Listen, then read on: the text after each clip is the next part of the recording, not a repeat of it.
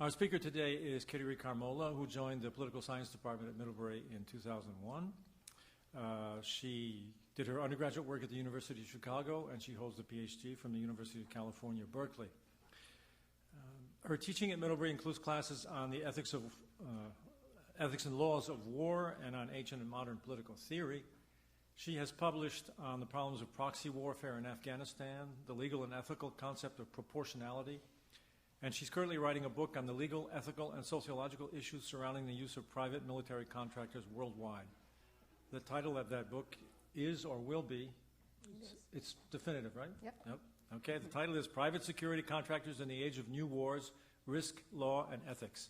And that will be coming out next year under Routledge Press. I'm grateful that Kateri agreed to kick off the ISC and ask you to welcome her here today. Her talk is on private military contractors and the challenge of regulating new wars. Welcome, Kateri. Can you hear me? Is that fine? This new attractive fashion accessory on me, which may be causing some trouble, but I do feel slightly like a security contractor, wired, to some control somewhere. Also, I usually do not allow eating in my classes. And so if you see me sort of glaring, it's because I say you can drink, but you may not eat. And so this is a little unfamiliar to see people chewing as I talk. But it is a pleasure to be here in this beautiful space. And I've spoken on this issue many times during the last year, my year off from teaching. But it gives me special pleasure to be able to speak about international affairs at the Rohatyn Center and to see students and colleagues in the audience. So my talk today comes from a chapter in my book, which does have a definitive, if lengthy, title. I didn't give it to it, the press gave it, so I have to bow to that title. But it comes from a chapter of the book which deals with the problems of regulating the conduct of private military companies. So I want to talk a little how I came to the topic, and then about the phenomenon itself of private security worldwide. And then I want to move on to the problems of law and regulation of this new industry. I came to this topic in a rather circuitous way, as you heard from the introduction. My background is really in political theory and earlier in philosophy. And so the chapter itself and the book as a whole tends towards some abstraction, more abstract than some of the good current books that are out there on this new subject. But I started researching the topic of law and war only when I was a postdoc in the late 1990s.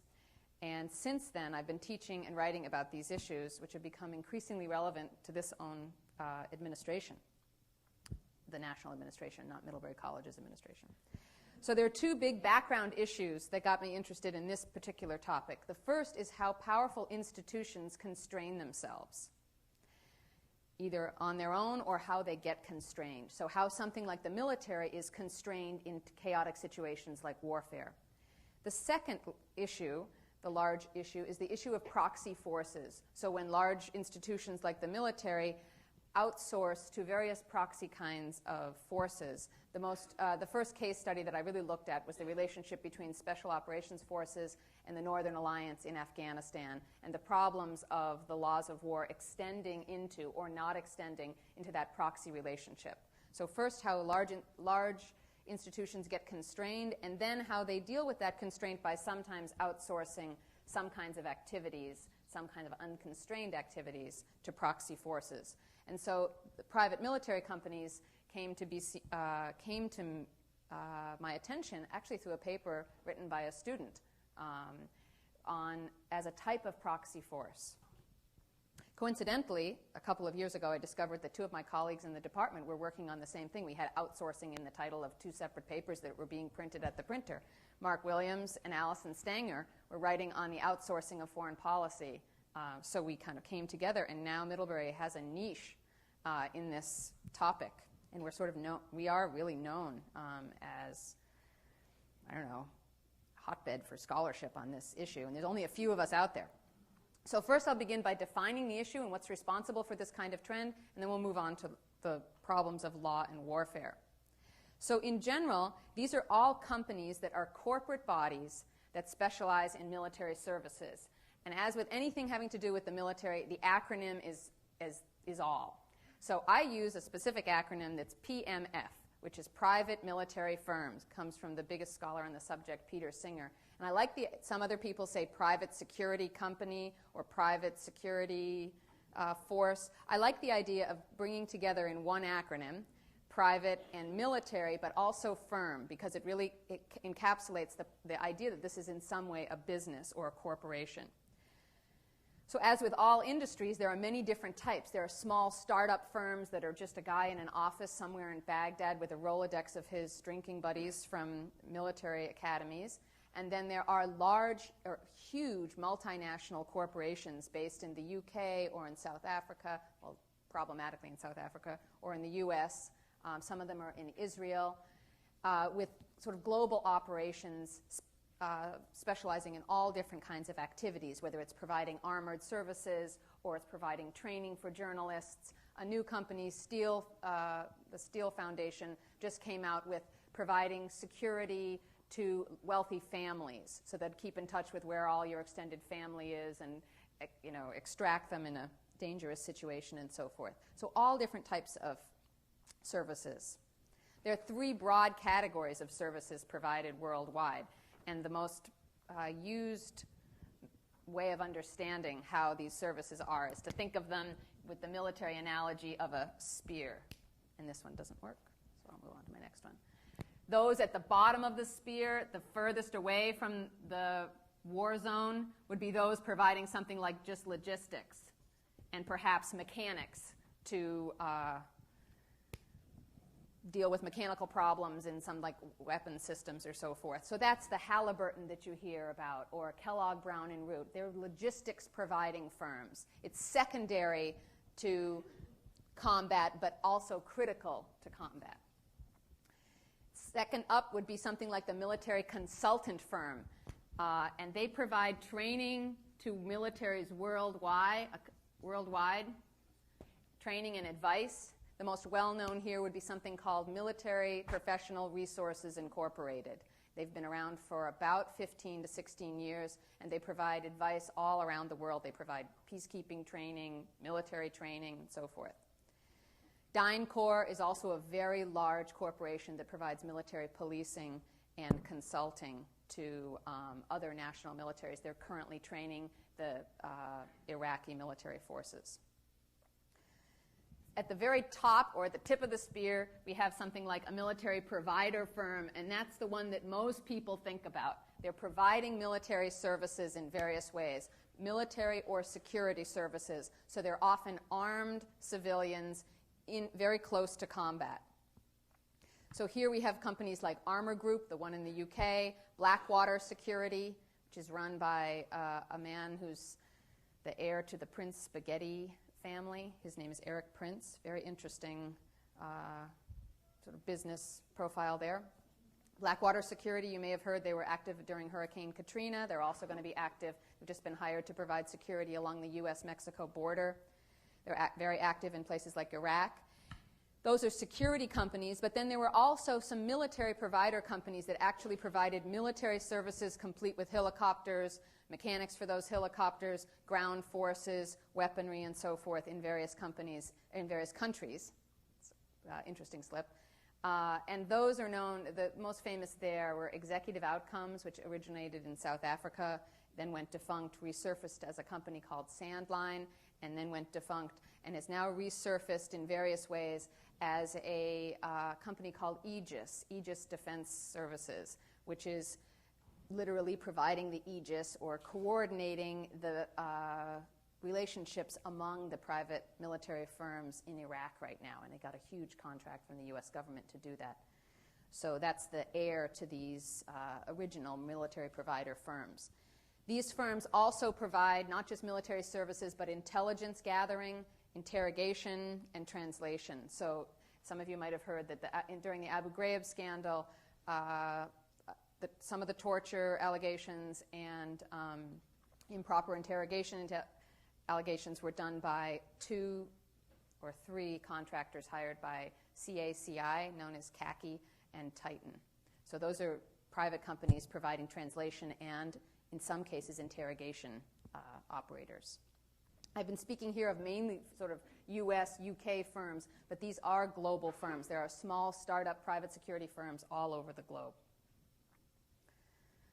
So the origins and trends that are responsible for this are, people tend to argue that on the supply side, if you sort of look supply side and demand side, on the supply side, at the end of the Cold War, there was a proliferation of unemployed military, ex-military members.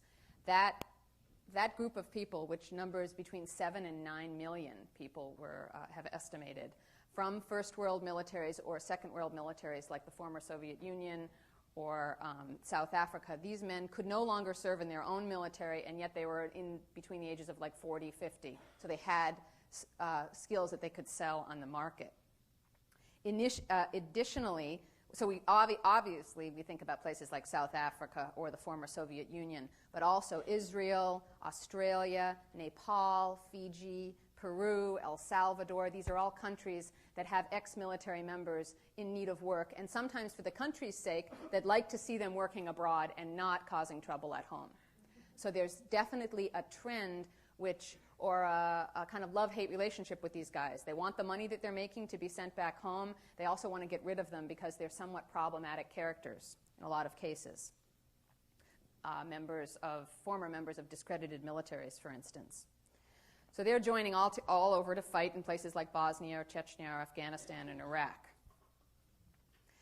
On the demand side, after the Cold War, there was lots of failed states, we know that story, in need of some kind of protection, sometimes in need of a full-fledged, more professionalized military.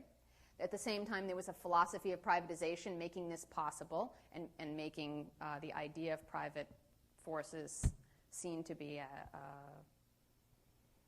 a more efficient way to do things. At the same time, there was an increase in a lot of non-military activity, like businesses or NGOs, for instance, in areas which were very insecure and increasingly insecure. And within the military, there was a desire with the new volunteer forces or the professionalized military to protect military members from doing a lot of jobs that were seen as sort of peripheral or non-essential to the actual fighting force. There are some more subtle trends going on here, though, that really interest me. One was a kind of professionalization and individualization within the military that tended to produce, in its retired members, a military member who saw himself as a potential contractor, who could break away from the corporate identity, and corporate I don't mean business, but the sort of group identity of the military, and see himself as a single actor on the world stage. There was a trend within military culture for that. There was an idealization of a new kind of warrior, especially under Rumsfeld, but even prior to that, the special operators were seen as a kind of new, more central part of our military, and those are the ones most in demand for this kind of work. So there was a new valorization of that kind of military provider. At the same time, among military members, at least that I've interviewed and that I've seen, is that there's an identification with this new global security profession. So they don't see themselves wedded so much to a particular national military, but they see themselves having a lot in common with security providers who are Peruvian or who are Israeli or who are New Zealanders, no matter what. So there was a sort of almost like civil society NGOs where you see people who work for Doctors Without Borders and find themselves having a profession in common. There was this new creation of a kind of global security professional. There are some other more interesting issues which I'm not going to go over here, but they have to do with the changes in the global insurance industry, which are quite fascinating. I deal with them in my chapter on risk. The problems of regulating these private military firms are huge. And the interesting thing is if you look at the rhetoric, both the rhetoric and the reality, is they seem to operate in a very gray, shadowy world, unregulated by anything. Some are criticized as mercenaries. Others are seen as these new kind of profitable, a new profile of a multinational corporation. And others see them as corporate paramilitaries. But all of their identities, all of the identities of these different companies are hard to pin down and seem shadowy and murky. You'll hear this language all the time. gray areas, shadowy areas, shadow economies, and so forth. And so, of course, as an academic, I'm always drawn to these ambiguous, marginal entities which are operating. And partly one of the things that I'm wondering in this class, in my chapter, they go together, in my chapter is, are they really murky, shadowy, hard to understand organizations? Or is it just that our own kind of cognitive ways of understanding these corporations are faulty or old-fashioned or misaligned, and that really what we need to do is sort of shift our understanding of how these new corporations are acting. So it may be that we just come at the idea of a combatant or a non-combatant or a soldier or a civilian with categories that are inappropriate to this new era. That's one problem, but you see it right away when you try and figure out how to regulate them. So there's all this cry for, a sort of hue and cry for regulation of these companies. And at the same time, there are lots of laws that could fit. And so one of the other paradoxes is you have this call for regulation at the same time as you have all of these laws which do apply. And yet no one seems to see those laws as central to or as applicable, even if they are applicable. So let me go over the types of regulation that there are and then talk about the problems with those types. So there are lots of laws historically which could be used to regulate them. There are international anti-mercenary laws that could regulate individuals who are serving for other countries abroad or serving as contractors for other countries abroad. There's a long history of these anti-mercenary laws. They seem to have gone nowhere. Interestingly, the anti-mercenary law usually looks at the motive of the soldier, someone serving abroad for the acquisition of money, purely for money. And so they tend to go into these kind of inner motives, and everyone disregards that because it's very hard to regulate someone's motives. Second, there are laws which deal with these specific corporations as opposed to the individual mercenary who may work for them. And there are three models, and then the chapter goes into them specifically, but there's a model within the US, a model in the UK, and a model in South Africa, and I contrast those. Basically, simplistically, South Africa is trying to outlaw anyone who works, sort of blanket outlaw anyone who works for one of these kinds of companies. And the problem there is they just go work and don't come back to South Africa, so they're hard to prosecute. The United Kingdom has tried to downplay their importance but has a kind of ambivalent relationship to these firms, and the United States has been very accommodating to these firms in their attempts to regulate them. The types of regulation that we're dealing with here, though, are also slightly confusing. One type of law, and I can go into this specifically, but I'm going to go a little quickly here. One type of law regulates the criminal activities of anyone who's associated with the military. It's called the Military Extraterritorial Jurisdiction Act. That's MIJA, it's known. But it doesn't cover anybody who's not specifically hired by the Department of Defense, so there's lots of loopholes there. Other regulations come from those regulations which try and monitor or regulate international arms trafficking. So they put these companies under the rubric of arms traffickers, in a sense, as they're giving advice, let's say, or consulting with various countries. It's as if they have this dangerous product that they're exporting. Other laws have to do with these kinds of military assistance laws, and so they're regulated through Congress or through the State Department and so forth.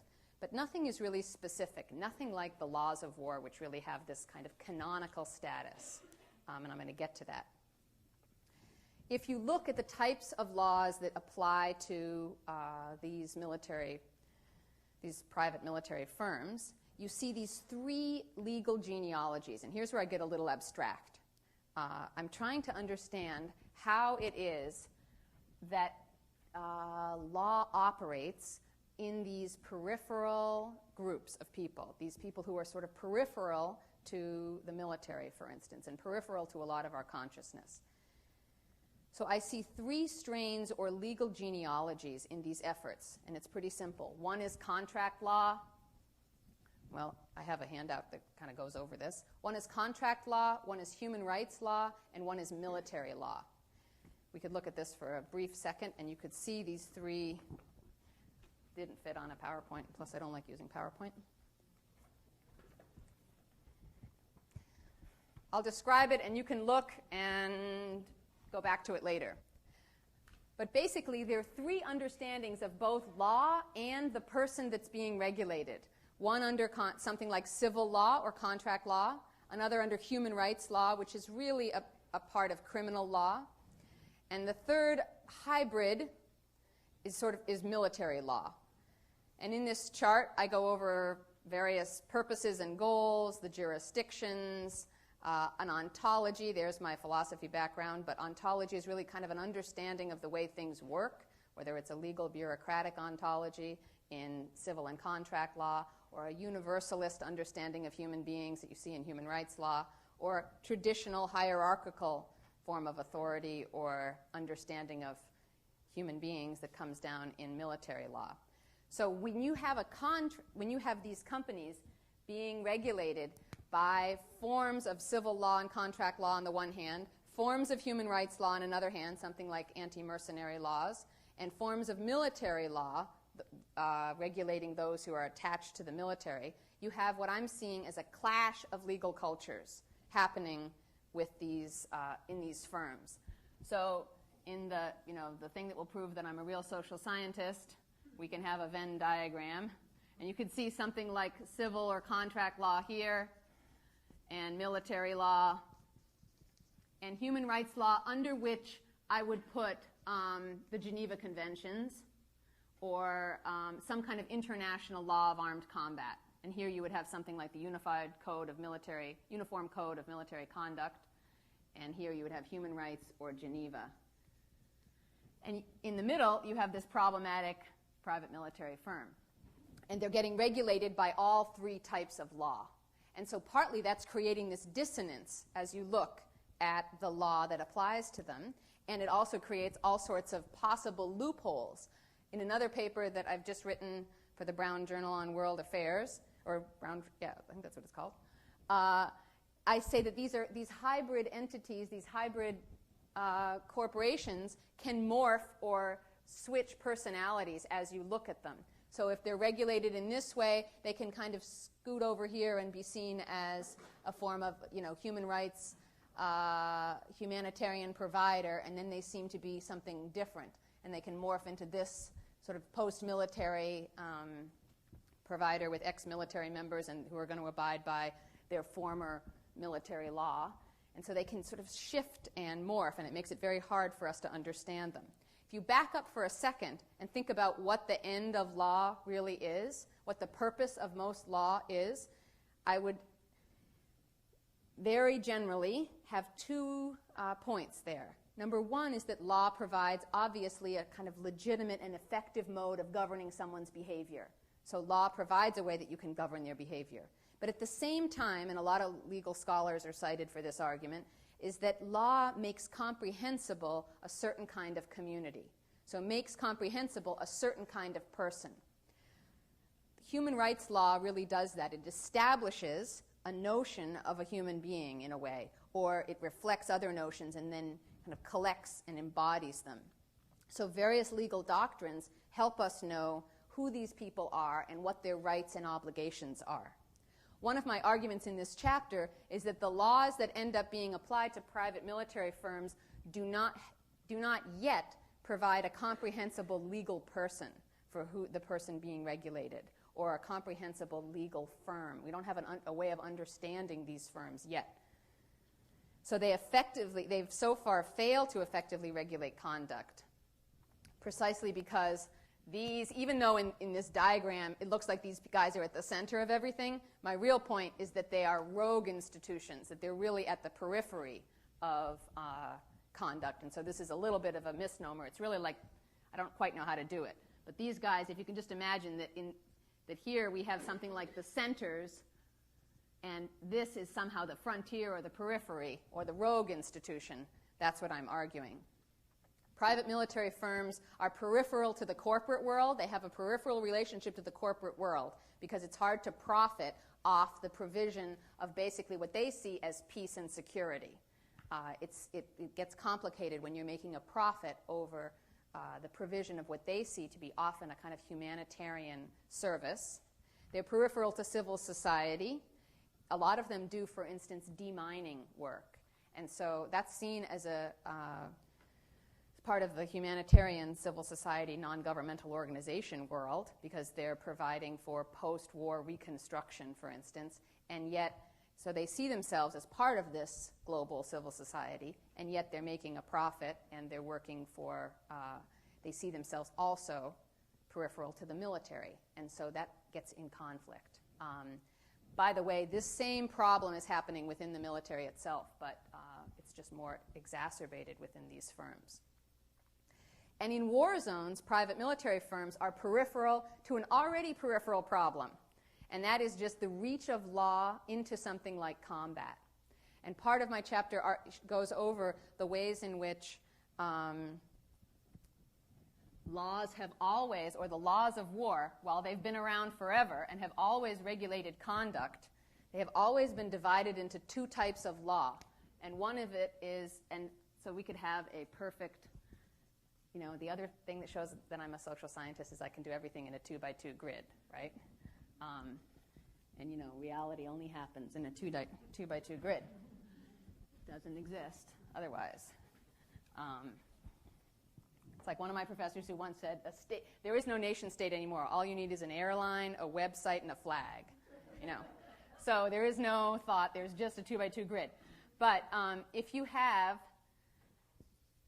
legitimate, this is the way I've been trying to figure this out, and illegitimate combatants.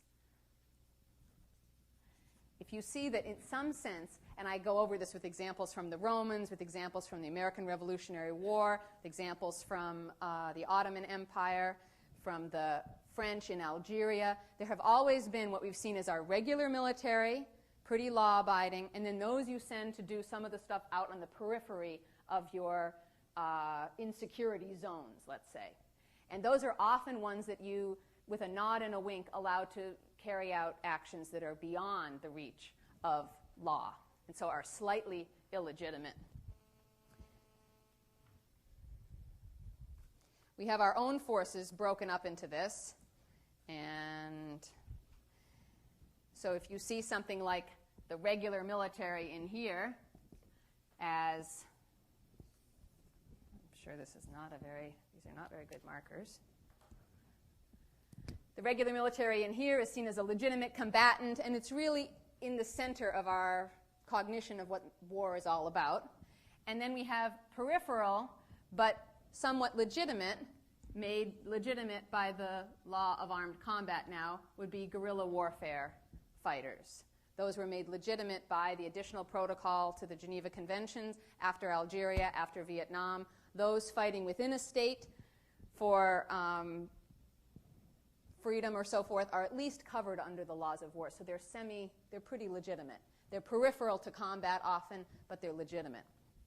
Down here in the illegitimate box, in the center, so something that would be politically central and seen as in some way essential, but are slightly illegitimate or seen as slightly outside the law of war, would be something like the CIA or, as they're known now, OGA forces, other governmental administrative agencies.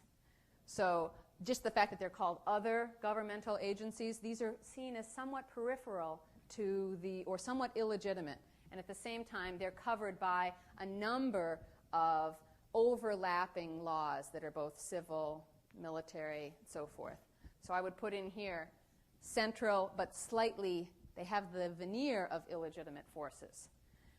And over here, they're peripheral and they're also illegitimate. So far, I would put private military firms, but also, interestingly, terrorists or enemy combatants. And EC is enemy combatants. So they're right now peripheral to, they operate at the frontiers of our understanding of warfare, and the applicable law for them both, as we know, is being formed. The administration is right now trying to form law that makes sense about enemy combatants, and at the same time we're trying to form law here. And what tends to happen in this illegitimate box is the laws that get applied, as I say, come from all of these different directions. So last night I was thinking about it's almost like you're trying to hold something down with a whole bunch of yarn or string cheese. There can be a ton of it, but it's very ineffective and not very strong. So because these private military firms are at the periphery of an already peripheral problem, which is the reach of law into combat, there is this cultural clash. There's almost these structural reasons why the law, we say they're these murky institutions, that we have a hard time understanding them. And in the last 5 minutes in which I'm going to speak, I will try and talk about the difficulty of trying to form, or I'll go back to that point that I made earlier about how these laws that now apply to these murky fields, or these murky firms, have yet to create something like a comprehensible legal person. Earlier I was saying there are these various personal types that are getting melded in this firm. The businessman and the entrepreneur from the business world, the pirate and the mercenary from the mercenary history, the soldier and the policeman, the do-gooder, the ex-military or the ex-policeman that we have, and the NGO worker or the peace operator. The main lobbying group for private military firms is known as International Peace Operators Association, and their emblem is a lion and a lamb and so forth. And I've had arguments with Doug Brooks, the guy, like, you guys, this is just a euphemism. You are not peace operators. These are, for the most part, people who just like to go out in dangerous areas and carry guns. And they really see themselves as in the peace and security industry. And yet, they have very different incentives from an actual military, for instance, since their relationship to wartime and instability is one about profit. They often build harmful relationships with others in order to maximize profit with other groups on the ground. They drag missions on. And this is an interesting anecdote from a guy who worked for the International Red Cross. When he was asked whether the Red Cross employs private military to guard their installations, since they've been having a lot of attacks in their last 5 or so years, he said they only employ locally based private military firms. So that employ perhaps a local Chechen firm or a local West African firm. And he said, and if there's nothing for those guys to do, they often invent things to do. They often invent reasons for them to be there, because either out of, just boredom or also just a way of kind of profiting and extending their relationship. So they tend to drag missions on. They also, and this is a great example from the opposite end of the spectrum, one fascinating company that I've done a lot of work with is called CRG Control Risks Group. CRG is a very interesting firm, works very closely with Lloyd's of London. It provides risk analyses to corporations and NGOs worldwide, and now also, since Iraq, provides its own security firms. So you walk into their London offices located right in the financial district, and they have this literally called a war room, where there's lots of people doing analysis at computers about any kind of danger that's possibly brewing in various places around the world. So they're watching the news, they're analyzing the news, they're making sure that they know which business executives in which places might need to be airlifted out in the event of a natural disaster, or what is the British acronym for it is, it's so, Strikes, Riots, Civil Commotion, and Terrorism, SRCCT. So strikes, riots, civil commotion, and terrorism are being constantly analyzed, and the potential for that. And now, in this war room that they proudly showed me, they're able to extract people and send in forces and so forth. So they have a different way of analyzing risks, which is very fascinating to me and is dealt with in another chapter. They also expand the revolving door of the military-industrial complex and oftentimes relate to and expand the types of war profiteering that's also going on. For instance, they will be providing a plane that flies in combatants to Colombia, and when the plane leaves, the plane is taking drugs to make a little bit of extra profit. So they're oftentimes in the middle of these other economies that are going on at the periphery of these conflicts. In conclusion, the interesting thing is that most people's response to this of why these various legal mechanisms fail is a kind of conspiracy theory response, that there are these monsters out there and that there are these unrecognizable, that there is this sort of unrecognizable community out there that might exist precisely because the government is trying to carry on these activities outside the realm of oversight. You'll see lots of headlines, things like "The Dogs of War Go Black in Corporate," or "Mercenaries, Inc.," and so forth. That this is all a conspiracy in order to avoid congressional oversight or avoid any kind of public scrutiny. And that these members, and I've been arguing that somewhat too, that these people are freed from some of the constraints that the military feels that it's under. But I think there's another less nefarious reason for this lack of legal comprehensibility. And what's occurring is what I've been talking about, this clash of legal cultures. Civilian versus military cultures, human rights law versus contract law. And in the chapter, I go into histories of contract law and the kind of legal person that's developed under contract law versus the history of something like human rights law. So these create contrasting legal personalities and rely on different mechanisms of social trust and may be actually fundamentally incompatible. So earlier when I said when things are incomprehensible to us, perhaps our categories for comprehension are the things that are the problem. Now I'm arguing the other idea that perhaps our categories for comprehension are right, and these entities really will never find a way to rest in the midst of law. I'm going to end there, and we can have questions. Ask me about all the parts in which I've been unclear. Thanks.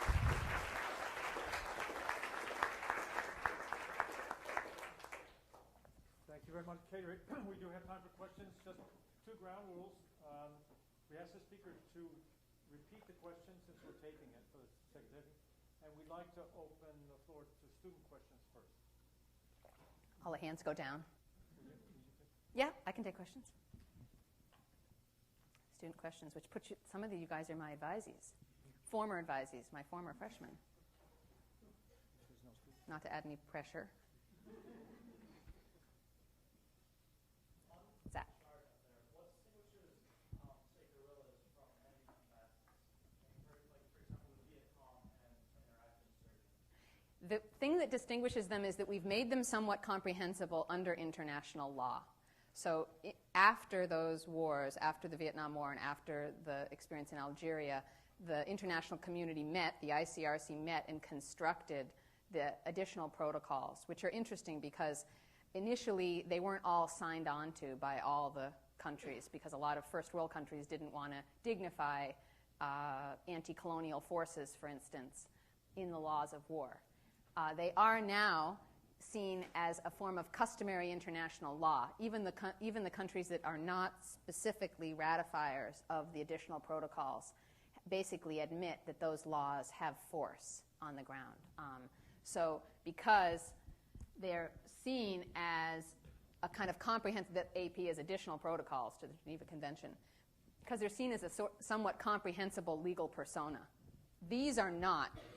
They have a definition, for instance, of how they're going to be covered by law, the things that they have to do. They have to carry their weapons openly. They have to wear some kind of sign that they're a member of a force.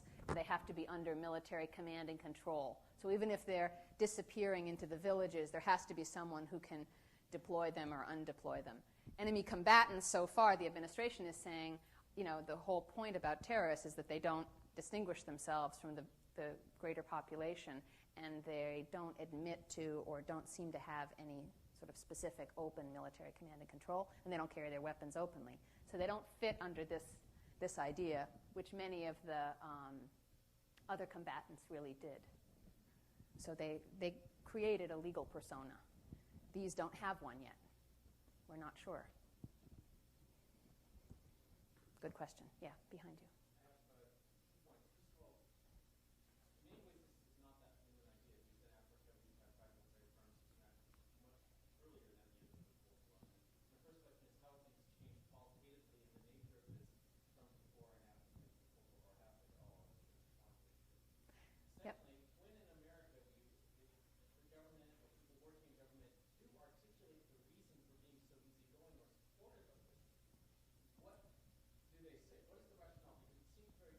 Mm-hmm. The idea of privatizing war, as you pointed out, is just that,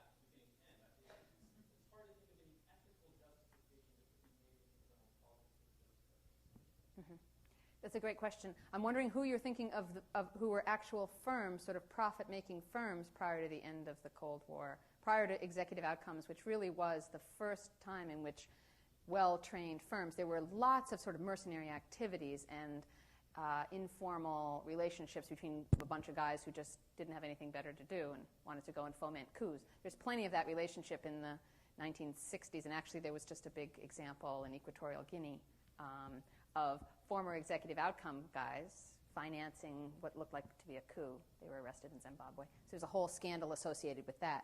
And actually, interestingly, the types of regulation that's coming down the pipe is often associated, not surprisingly, with the types of scandals that have happened in the various countries. So and I think a lot of what we're seeing as murkiness is just pragmatic waiting on the parts of governments to see what the scandals will map almost. You sort of let something have free rein, you see where the problems emerge, and then you direct your regulation to those specific issues that tend to come up. So it could be that we're just in that waiting period almost. And that's why the regulations that come down the pipe for South Africa are very different from those in the U.S., because we have different scandals associated with it. So in Africa, there was a ton of mercenary activity, and so they have the hardest time almost seeing the legitimacy. South Africa has been very strict in its newest statements about the fact that anybody serving in a military capacity for anybody else than one's own national military is a criminal. So even though South Africans are some of the biggest numbers of people on the ground in Iraq, I just read something that says you really know you've been here a long time when what you hear in the green zone is Afrikaans. You've probably heard something like that too. In the pool, next to the pool, it's just Afrikaans. So they are operating abroad, but they are illegal now. They really can't return to their home country without being prosecuted. So it's because of that history in Africa of having, primarily white guys. Although Executive Outcomes, interestingly enough, was staffed primarily with black Africans, black South Africans, who were discredited because of the role they played in the South African military under apartheid. So they could no longer, in a way, return home because they were often serving as undercover agents or members of the interrogation bodies and so forth. So they were very problematic members of the security forces. And so there was an initial, as I said, sort of relief that they were serving elsewhere in a firm, that they were kind of legitimized in a way and pushed out of the country. So those were, interestingly, black South Africans for the most part. You also asked, what is the rationale behind or the justification for the proliferation of these firms within the United States, since our government has a rather cozy relationship with them?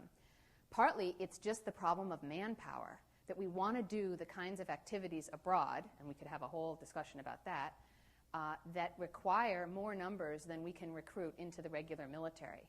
So that's that. It's just pure pragmatics in that way. But your question had another aspect. Yeah, I'm not so worried. I can understand why we do it. I don't know How we could possibly justify it. Well, partly it began with this notion that the private business world does things more efficiently and better. And interestingly, in some sense it doesn't, right? It falls into the same problems. But what comes across in my interviews are that people felt like they had a voice when they were working for a small startup corporation, whereas they do not have a voice when they work for the military. They're stuck in these rigid job, the ladder of seniority and so forth. They feel like new ideas aren't listened to. They move, just like in working for GM versus working for some sort of small startup hybrid car thing, that there was a lot more freedom working for these small startups. And it's the same reason I think that you find that a lot of our students tend to not want to work for the State Department. They'd rather work for an NGO, that it's seen as more flexible, not just the money, although they all admit the money is a big deal, but it's seen as more flexible, more creative, that there are real solutions happening in these firms, and yet they get to use their skills. So there's that driver of the phenomenon. At the same time as there is the justification that, in fact, it might be cheaper and more efficient, that the military has become this massive, old-school, bureaucratic, black smoke industry, whatever you call it, Rust Belt type industry. So that's part. Yeah? First, a little point. It certainly isn't cost efficient. No. So it may even be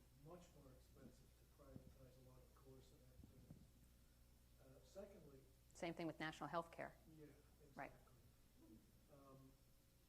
It might be more useful just to think about this as war business. Mm-hmm. And it does have, I think, lots of historical precedents, like the Pinkertons. Sure. Which I think goes back to the 1920s. Yep. And I remember one example in the Philippines that goes back to the first decade of the last century when Dole Pineapple hired Sure. demobilized American troops in the Philippines Yeah. to get control of banana plantations and other places there. That was a private security force. I think they changed their uniforms, I'm not sure. Right. But they didn't have to go very far to take up this role of a private military firm. Mm-hmm. And this goes on, I think, still, as you point out, in the periphery. I'm just curious about whether it's really peripheral. Yeah. That you can It's just find peripheral these, mentally, the perhaps. largest copper Right. mines in the world and lots of oil fields. That's pretty vital stuff. Not maybe peripheral from our vision here at Middlebury, Vermont. Right. But it's certainly not peripheral in terms of how the world works, how the world economy works. Right. Some of the statistics are there's 3 private security providers in this country for every public cop that we have. So the ratio is 3 to 1. So if you think about mall security workers or just, you see them at private gated communities and so forth, private detectives, there's plenty of private security provision within a country. And there are historical examples of especially the large multinationals like Dole Pineapple, but also British companies and so forth, oil industry, hiring some kind of private security force to do site security there too. So then the thing is really an issue of numbers and then increasingly legitimacy, which is what you're saying. What we think of as peripheral is actually central. And my favorite scholarly source, The Onion, if anyone reads The Onion, had my favorite headline, which was 30,000 ex-mall security guards deployed to Iraq. And it had this, portly, balding mall security guard, and behind him is running this, Iraqi kid with a rocket-propelled grenade launcher, and he's talking about the food court in downtown Baghdad and so forth. But that's a reality. And so one of the things that I've tried to do, all humor aside, is contrast the 2 personas that we're having there. It's that kind of ex-military guy or an ex-trucker who wants to, pay his mortgage and also wants to see a little bit of danger and do his part. And at the same time as we have this incredible new industry of playing around the idea of a mercenary and the idea of a lone operator out there hunting bin Laden or something like that. There's a terrific amount of video games which are all about that, hunt for bin Laden, the lone operator, and so forth. So there's those 2, the ultra mercenary guy who has some relationship to corporate business, and then the mall security guard guy.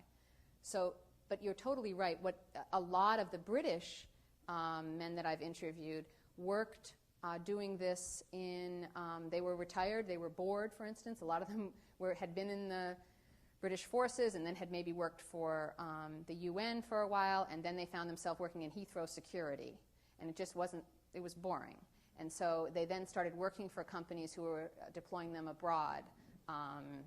One of them worked in Mozambique, for instance, and he was working for he was hired by a large sort of plantation, tea plantation at the time, to do site security. And then he noticed that as they provided security on the tea plantation, all these refugees were coming to the tea plantation because it was a secure zone, and they ended up having to sort of set up refugee camps, and then the NGOs came. And so it was this tea plantation funding the security for a refugee population. And so that sort of started linking the issues. And I think you're partly right that it's our inability to comprehend that this is the way that most insecurity is occurring worldwide and the way in which most security is occurring worldwide. It's part of the problem. But I still think it's peripheral to our consciousness. So, yes? I've been really fascinated trying to figure out and understand Guantanamo. Sorry? Guantanamo? Oh, Guantanamo, yeah. Because it's a U.S. military Yeah. base, but it's off the U.S. mainland. Right. So that's a tricky thing. And then the whole issues of how people are, the nomenclature, how they're classified when they're there. Right. And then the whole secret prisons in other countries Mm-hmm. that kind of feed back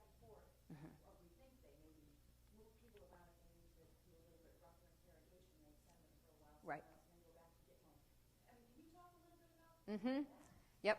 The first time that I actually came across this was doing research for the paper I did on the Northern Alliance and Afghanistan and so forth. And then I was interviewing people in Washington, and this was prior to all Guantanamo. I was on this whole thing long ago. And what I was saying was, if you need someone to be interrogated, isn't it easier for you to get someone else to interrogate them and then just get the information from Turkey or so forth? And he said, sure, there's various places. He named Diego Garcia, various places, airfields in Turkey where the guy's just brought over to a hangar, and then comes back and they've got some information. We don't know what's gone on, but he's coming back. They've just made a bathroom stop, something like that. So that kind of stuff is going on. And partly, I would put that under this area right here, that they're somewhat central combatants. They're known to our forces. Our government knows all about them. There's somebody who knows where these operations are happening and who's doing them. And yet they're illegitimate activities that are going on. And so they're highly secret. And oftentimes what you're talking about in her question, which was about Guantanamo Bay and other sort of secret black sites, that's a perfect example. Well, Guntram Herb isn't here anymore, but the geography of war, the way in which we take these sites and we put them in these sort of legally and geographically ambiguous areas. A hangar at an airport on an Air Force base that's sort of at the boundaries of the Air Force base, let's say, or Guantanamo, which is in, of all places, Cuba, it just makes it even weirder. And one of the things that our Supreme Court case said was the reach of our law goes to these particular sites. Our law reaches to these sites that are off the U.S. mainland, and that to try and argue, as the Bush administration did, that sites that are off the U.S. mainland are not subject to U.S. law was overturned. That idea was rather overturned. At the same time, though, you can have these ambiguous relationships with other providers, whether it's other security forces, as we know that that's happening with rendition, or with members of our own security forces who, as I said, operate at some level on our peripheral consciousness. They're secret. Their operations are in some way secret. You're saying, David's point earlier was that they're central, but they are cloaked in some kind of black operation element. So that's not really maybe answering your specific question about what's going on. It's definitely going on, but it's seen as illegitimate and yet central to our mission. That's the quandary. Mark, and then back there. Kateri, thanks very much for an interesting talk. It seems as though, you erased it, the private military firms that are in the center Over here. of those overlapping circles, right? I get that from you. You love these things, don't you? So it seems like the private military firms that are in the center there, there's a lot of moral ambiguity, perhaps, in terms of some of the activities they might be engaged in. But I was wondering if you might be able to speak to some of the practical problems that your research has revealed these firms can generate. Since you're talking about the need to regulate, the priority to find some kind of a legal framework that can govern their operations, if there aren't any really practical problems that they create, do we really need to have Do we need to have regulations? regulations? Yeah, absolutely. And in fact, at a conference that I was at NYU Law School in March, one of the people who came and spoke at Middlebury College's own event, Christopher Bies from Armor Group, said, he was at something like his 8th or 9th conference with a bunch of academics concerned about this issue, and he said, I'm here, he had a beautiful clipped British accent, which I can't imitate, I'm here because you care about me, but not because I care about you. That he was really finding it rather tiresome to have to justify his existence to a bunch of academics who are sort of, like me, kind of fascinated, not with him in particular, but with the kind of ambiguous legal categories and a lot of abstract issues. And he was like, you guys, what you say matters nothing, that I have very practical concerns on my brain. He said that when he came to Middlebury. And I really could care less. If you want regulations, make some regulations. They say if you want to monitor our behavior, put a human rights lawyer on every one of our helicopters. We're an open door company. Come in, go out, we don't care. Write up anything you could possibly see. We're not behaving in that problematic of a way. Actually, reports are that they are behaving in tons of problematic ways. And they will say, well, we fired that guy, which is interesting. And one of the things that I'm researching is the ways in which, if you take contract law and use contract law, which really comes from the business world and the civil law world, and try and get that to regulate violence, which is really what is trying to happen, contract law as a mode of regulation, there's all sorts of new interesting scholarship on this coming out, tends to break down. You make this hyper-legal world of a contract that outlines every single aspect of the relationship between the security provider and the company. And then if things don't work out according to contract, instead what doesn't happen is a legal remedy. What happens is they break off relationships with the provider. And the example that the guy gave was, when you order a book through Amazon.com, there's an immense contract. You never read it. It's all the fine prints. You say, yeah, I agree to the terms of the contract. If you aren't happy with your situation, you just tend not to do business with Amazon.com anymore. You just tend to break off relationships rather than pursue the legal remedies that might be out there. So in fact, this hyper-legal world of a contract often just ends up becoming a kind of informal world in which trust is built and trust is lost, and so you get a lot of informal relationships, which is rather interesting. The problem of what they're doing wrong and how that gets seen or how that gets comprehended, partly I think that's what I began with, was that there's a tremendous amount of hue and cry and worry about private military companies. Partly I think that's displaced worry. I think we're actually worried about a lot of other things, mainly our main regular military, and yet the military itself is like this black hole for a lot of research.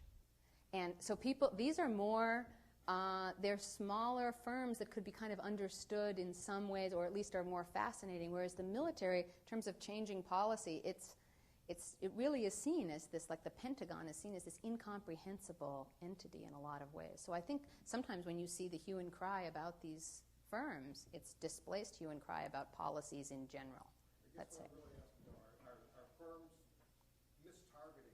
Are they shooting the wrong people as their Yeah, oh, totally, yes. Are they engaging in sex trafficking, drug trafficking? Well, we know they're engaging in sex trafficking and drug trafficking, yep. Armaments that have been outlawed by the rules of war. I mean, Yes. Doing practical... Yeah, and I should have listed all of that. They are. They're using illegitimate weaponry. There's been plenty of documentation on that. They have, the example of DynCorp in Bosnia, where they had some of them are running a sex ring, or some of them were running a sex ring, and they just got fired. They couldn't be prosecuted. Some of them are shooting at American military members, interestingly enough.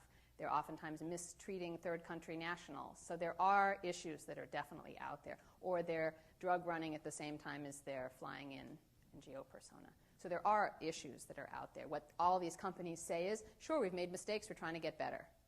Put somebody with us, monitor us. And then if a crime is disclosed, what they'll say is, we fired that guy. They can't prosecute them for a crime. But they'll say, we no longer work with that type. Yeah, last question. 50 years ago, a young World War II veteran named Joseph Heller wrote a novel called Hedge Money 2. And one of the denouements in that novel is when the U.S. Air Force hires itself out to bomb its own base. And Yeah, it's a perfect example. I just thought Yeah. maybe you would like to say something about the opposite effect. People could argue that the entire U.S. military was in a contractual relationship with Gulf One, with Japan, and a lot of other oil imports. To protect its oil imports. Protecting other people's oil imports, but they paid the bills. So I just wondered if you could say anything about the legitimate, regular military being hired out. A contractor to other countries. Functioning as A security provider. security provider for money. Yeah, except for it's not just a sort of do-gooder thing. What it does is it prevents the buildup of other militaries. So we get something from that relationship. So we provide military services or an umbrella for all sorts of arrangements and so forth, but that's precisely partly because we want to prevent the buildup of other militaries that are going to provide the same services. So it's not merely getting money for it. Like, we're not just selling ourselves. We're maintaining our superpower status by preventing the buildup. So that's my quick and dirty answer to a question. Thank you all for coming, and thank you for